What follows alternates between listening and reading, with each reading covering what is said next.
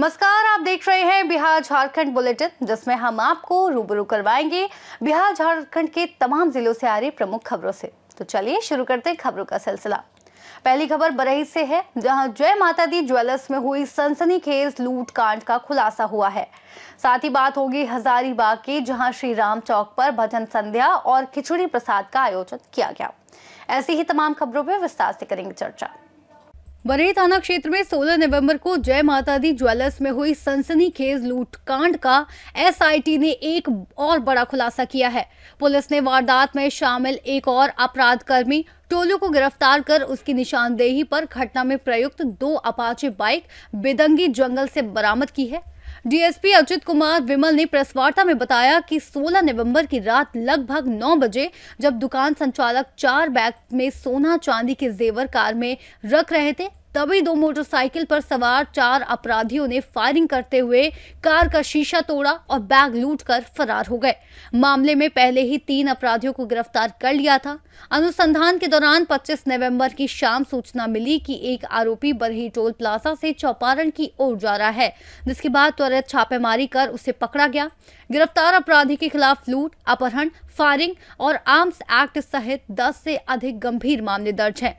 छापामारी दल में डीएसपी अजित कुमार विमल, थाना प्रभारी विनोद कुमार सहित पुलिस टीम और तकनीकी शाखा हजारीबाग की टीम शामिल रही। 16 नवंबर को सर ज्वेलरी लूटकांड हुए थे, उसमें क्या और इसमें आगे उपलब्धि मिली?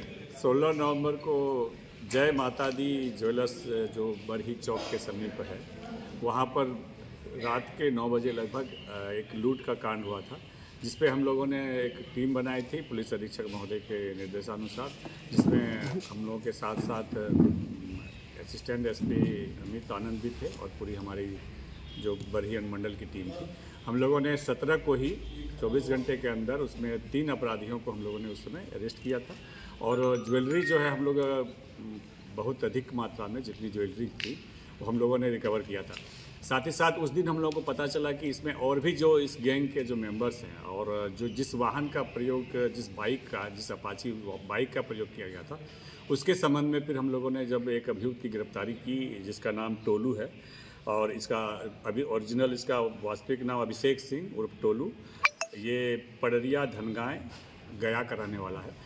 इसकी जब हम लोगों ने गिरफ्तारी की तो फिर इसने अपने कन्फेशन में बताया कि जिस वाहन का प्रयोग करके डकैती को अंजाम दिया गया था, वो वाहन रेलवे ट्रैक के नज़दीक झाड़ी में छुपा कर रखा गया है। अभी हम लोग पूरी टीम हमारी गई थी और उसके बताए अनुसार हम लोगों ने उसकी झाड़ी थी, झाड़ी के पास से रेलवे लाइन के निकल हम लोगों ने दोनों बाइक को वहाँ से रिकवर करने में कामयाबी हासिल करी है।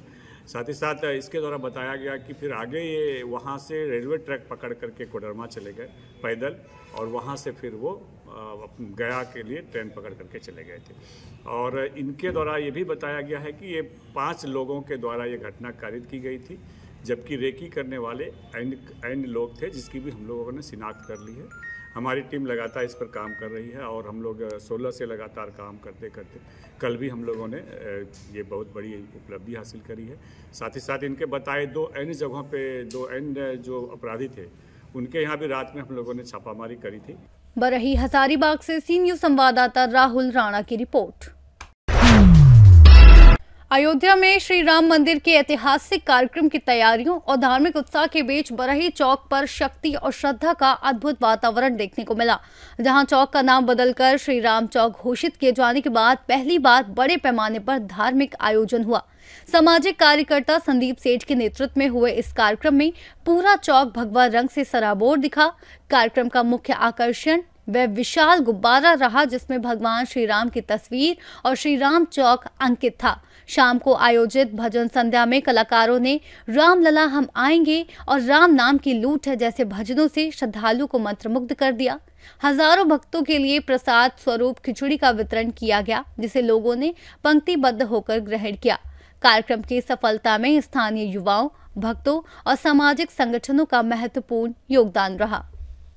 अयोध्या में धर्म ध्वजा, अयोध्या मंदिर पर धर्म ध्वजा का जिस तरह स्थापना माननीय प्रधानमंत्री मोदी जी ने और सर संचालक जी ने किया है, आज यहाँ बरही चौक पे संदीप जी के द्वारा आप देख रहे हैं, ऊपर में दिखाएंगे एक मतलब श्री राम जी का बहुत बड़ा बैलून बनाया गया है, इसमें धर्म ध्वजा भी लगाया गया है और चारों तरफ राम भगवान का ये ध्वज लगाया गया, इसमें ओम है लिखा हुआ है, भगवान राम का चित्र भी है। संदीप जी ये बताएंगे, आपका श्री राम चौक, इसे बहुत आप अथक प्रयास बहुत दिनों से कर रहे हैं और ये श्री राम चौक इसका नाम भी आपने रख दिया है। आज इतना बड़ा कार्यक्रम आपके दिमाग में कैसा है, पूरा डिटेल बताएंगे, इसका जानकारी देंगे? देखिए, शुरू से मेरा विचार रहा है कि ये 3 राष्ट्रीय राजमार्गों की संगम स्थली है और इस चौराहे का नाम प्रभु श्री राम के नाम पर होना चाहिए, क्योंकि उनसे ऊपर कोई नहीं है। बरसों से विवाद चल रहा है कि इस चौक का नामकरण को लेकर के, ये पार्टी वाला वो चौक, ये पार्टी वाला वो चौक, ये चल रहा है। मुझे लगा इससे बेहतर कुछ नहीं हो सकता, बस इसलिए मैंने स्वयं जो है इतना बड़ा जो है सोचा कि इसका नाम मैं ही रख देता हूँ, जो सबको पसंद आ जाए। आज का कार्यक्रम देखा गया कि आज जिस तरह अयोध्या मंदिर में धर्म ध्वजा का स्थापना हुआ, उस तरह बरही चौक पे किए, ये प्रेरणा भी, मतलब लोगों को इससे क्या मैसेज देना चाहते हैं, क्या बताना चाहते हैं? देखिए, परम आदरणीय हमारे भारत राष्ट्र के नरेंद्र मोदी जी जो हैं, वो जो किए हैं, उनसे प्रेरित होकर के ये सब मैं कर रहा हूँ। यहाँ भी आप जिस तरह अयोध्या राम मंदिर में धर्म ध्वजा का स्थापना हुआ है, उस तरह क्या बरही चौक पे भी उसी उद्देश्य से आपका कार्यक्रम हुआ है क्या? जी, उसी के उपलक्ष्य में हो रहा है। हालांकि 22 तारीख को ही हम यहाँ पे झंडा तोलन कर चुके हैं। 22 तारीख को झंडा लगा है, जिसमें उस झंडे में अंकित है श्री राम चौक बरही, जो कि दुनिया को मैसेज दिया जा रहा है कि जो है यहाँ लोग उसको, यहाँ के लोग, बाहर के लोग इसको स्वीकार करें और इस चौक को श्री राम चौक के रूप में जाने। तो संदीप जी, आज जैसे धर्म ध्वजा वहाँ पे अयोध्या मंदिर में लगा, आप बरही चौक पे लगाएं, तो इस धर्म ध्वजा का कुछ यहाँ के लोगों को कुछ संदेश देना चाहेंगे? क्या संदेश कुछ? देखिए, हम ज़्यादा नहीं बोलेंगे प्रभु श्री राम का नाम लेना अच्छी बात है, लेकिन उनके आचरण को अपने जीवन में डाल लेना बड़ी बात है, क्योंकि जो चरण है आपको मंदिर तक ले जा सकता है और आचरण सीधा भगवान तक। बोलिए जय श्री राम। और कुछ लोग यहाँ पे हैं, संदीप जी थोड़ा सा रुकेंगे। भैया, ये संदीप जी का जो यहाँ पे कार्यक्रम हुआ है, ये मतलब आप बरही चौक देख रहे हैं, भगवा मैं ये लगाए और प्लस यहाँ पे धर्म ध्वजा का स्थापना, इस विषय में कुछ आपके लोग बता सकते हैं? ये भैया का बहुत बड़ा सहयोग है और बरही चौक के सभी वासियों को जो हर समय एक कदम से कदम मिला करके जो सहयोग दे रहे हैं, वो बड़ा ही सराहनीय है और हम सब इनके साथ हैं। अच्छा संदीप जी, और कुछ सांस्कृतिक कार्यक्रम इसके बारे में बताएं, कुछ और कार्यक्रम यहाँ पे योजना बनी है क्या आपकी? अभी तो कार्यक्रम है। अभी क्या कार्यक्रम रखे हैं? ये भजन संध्या के रूप में यहाँ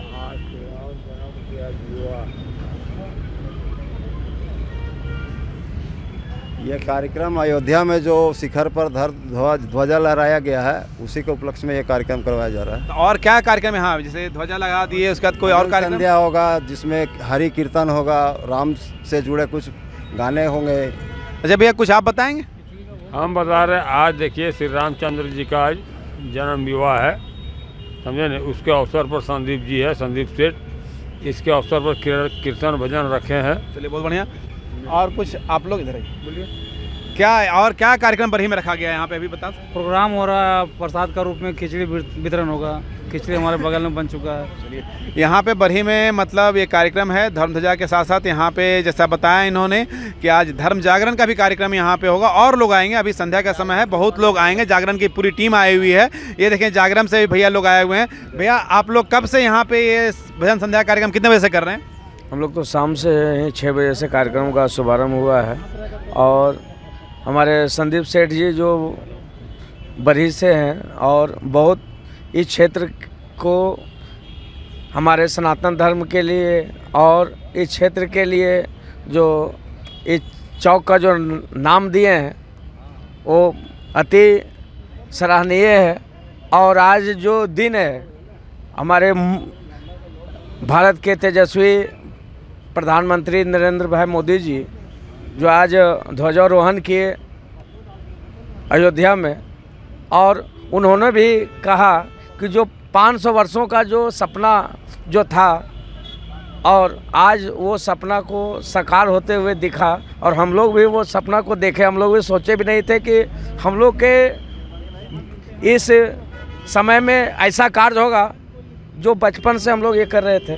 आप क्या? जय श्री राम सभी को। हम सभी आज इस ध्वजारोहण के जो अयोध्या में ध्वजा सनातन धर्म के प्रतीक लगाया गया, उसी के संदर्भ में आज हमारे संदीप सेठ जी ने यहाँ भजन संध्या का आयोजन किया है।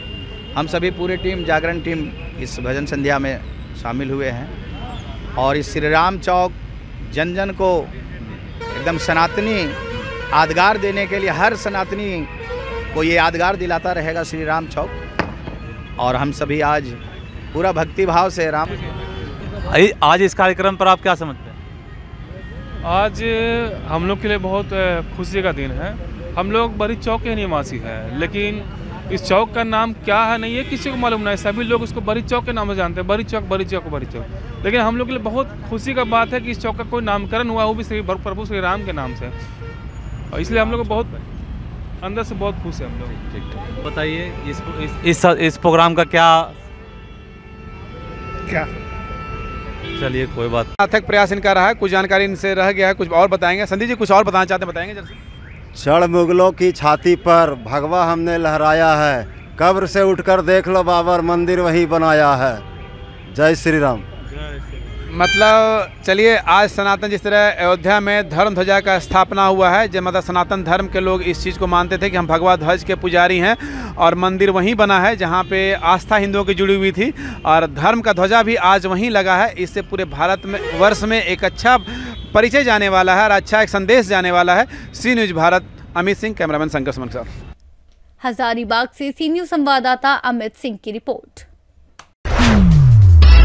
कैमूर के अमाऊ पंचायत सरकार भवन में बुधवार को पंचायत सचिव मुकेश रजक के नेतृत्व में संविधान दिवस मनाया गया, जिसकी अध्यक्षता पंचायत मुखिया लक्ष्मीना देवी और संचालन मुनी लाल राम ने किया, जबकि कार्यक्रम के संयोजक मुखिया प्रतिनिधि संजय राम व उप मुखिया सुदर्शन यादव रहे। कार्यक्रम में उपस्थित लोगों ने संविधान निर्माता बाबा साहेब भीमराव अम्बेडकर की जीवनी, कार्यशैली और उनके योगदान पर प्रकाश डाला। वक्ताओं ने बताया कि भारतीय संविधान बनाने में 2 वर्ष 11 महीने 18 दिन 2 घंटे का समय लगा। कार्यक्रम में राजद जिला मीडिया प्रभारी कैमूर अशोक यादव, कैमूरी मैनुद्दीन अंसारी, वार्ड सदस्य मनोज राम तथा अमाऊ पंचायत के सफाई कर्मी सहित कई लोग उपस्थित रहे। कैमूर से सी न्यूज़ संवाददाता राम प्रवेश तिवारी की रिपोर्ट। सीतामढ़ी में 2 दिनों से लापता 35 वर्षीय मोहम्मद जलालुद्दीन उर्फ मिस्टर का शव आज गांव के तालाब के किनारे तैरता हुआ मिलने से इलाके में सनसनी फैल गई। मृतक बोखरा थाना क्षेत्र के बनौल पंचायत अंतर्गत धर्मपुर का निवासी और वार्ड नंबर 16 के वार्ड सदस्य का पति था। परिजन उसकी तलाश में लगातार जुटे हुए थे और इसी बीच स्थानीय लोगों ने तालाब में उसका शव देखा। घटना के बाद आक्रोशित ग्रामीणों ने स्थानीय थाना अध्यक्ष के हटाने और वरिष्ठ अधिकारियों की तलब की मांग की, जिसके बाद पुपरी एसडीपीओ सुनीता कुमारी घटनास्थल पर पहुंचे और छानबीन कर जल्द कार्रवाई का आश्वासन दिया। बोखरा थाना प्रभारी सुरेंद्र कुमार ने बताया कि परिजन द्वारा उन्हें मौखिक सूचना दी गई थी। शव को पोस्टमार्टम के लिए सदर अस्पताल सीतामढ़ी भेज दिया गया है और पुलिस आगे की कार्रवाई में जुटी है। निर्दोष फंसेंगे भी नहीं, इसलिए दोषी जो भी होगा सलाखों के पीछे होगा। थाना प्रभारी महोदय अभी बोले भी हैं और हमें लगता है कि बहुत जल्द, चूंकि अभी डीएसपी मैडम भी पहुंच रही हैं और बोखरा थाना खास करके इस पर सभी लोगों को सजग होकर हम लोग काम करें। सारे जनप्रतिनिधि लगे हुए हैं कि इस तरह की अगर घटना की पुनरावृत्ति अगर होती है भविष्य में तो टोटल उंगली हमारे थाना प्रभारी महोदय पर भी जाएगी। इसलिए हम भी इनको आगाह करना चाहते हैं कि इस तरह की घटना ना हो। आपके द्वारा इतना खौफ पैदा कर दिया जाए कि लोग सोचने पर मजबूर हो जाए, एक छीट-फूट घटना भी नहीं हो और वह अपराधी यहाँ से भाग जाएगा। बिहार छोड़ के उसको भागना होगा, चाहे जहाँ भी होगा। अब उस तरह की शासन नहीं है, नई सरकार बनी है, नया विभाग मिला है आदरणीय माननीय सम्राट चौधरी जी को, और उन्हें भी मैं धन्यवाद देता हूँ। सूचना मिली थी और सूचना हमको मिला कल शाम में ही आए और बताएं कि जो मेरे भतीजा है मिस्टर, वो कल से मिसिंग है। इससे पहले भी लगभग कल ही रात में 12-1 बजे फोन करके बताए थे। हम बोले ठीक है सुबह है खोजिए, इधर उधर हम लोग भी अपने स्तर से लिए। तो कल विधिवत मेरे सामने प्रस्तुत होने पर हम उनका लास्ट लोकेशन लिए।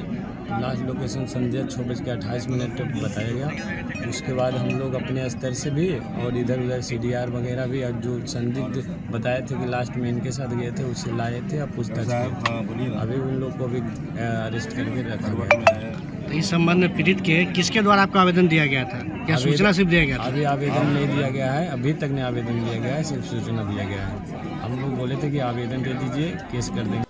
सीतामढ़ी से सीनियर संवाददाता रवि कुमार की रिपोर्ट। बिहार झारखंड बुलेटिन में फिलहाल के लिए इतना ही। देश और दुनिया की तमाम बड़ी जानकारियों के लिए देखते रहिए सी न्यूज़ भारत।